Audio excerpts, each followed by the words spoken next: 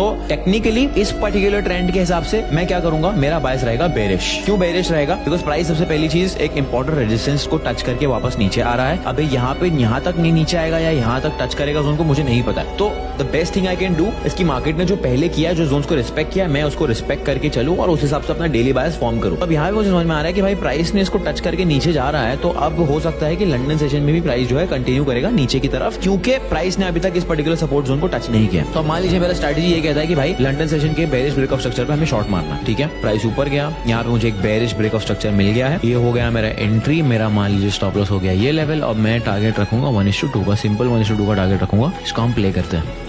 Beautifully हमारा target hit हो गया। ये सिर्फ और सिर्फ इसलिए हो पाया है, एक फर्स्ट ऑफ ऑल मेरी एक स्ट्रैटेजी जो मैंने बैक टेस्ट की हुई है। दूसरी बहुत ज्यादा इंपॉर्टेंट चीज है डेली बायस। क्यों डेली बायस सबसे ज्यादा इंपॉर्टेंट है? क्योंकि मेरी स्ट्रैटेजी बहुत सिंपल है, जिसके ऊपर मैंने ऑलरेडी फ्री में यूट्यूब वीडियो बनाया हुआ है कि एशिया का लिक्विडिटी स्वीप होगा, लंदन में हमें ब्रेक ऑफ स्ट्रक्चर मिलेगा, हम बाय करेंगे, सेल करेंगे। लेकिन अब अगर यहाँ पे मैं ये सोचता, यहाँ पे मुझे बुलिश ब्रेक ऑफ स्ट्रक्चर मिल गया है लंदन ओपन पे ही, यहाँ पे मैं बाय कर लेता हूँ, लेकिन मैंने बाय नहीं किया क्योंकि मेरा डेली बायस बहुत ज्यादा क्लियर था। आपको ये जानना, ये समझना बहुत ज्यादा जरूरी है। अगर आपने ये नहीं समझा, आप गलत डायरेक्शन में ट्रेड लेते रहोगे। भले ही आप अपनी स्ट्रेटजी फॉलो करोगे, लेकिन आप गलत डायरेक्शन में ट्रेड लेते रहोगे, जिससे आप प्रॉफिटेबल नहीं बन पाओगे। बहुत सिंपल सा एनालिसिस था जो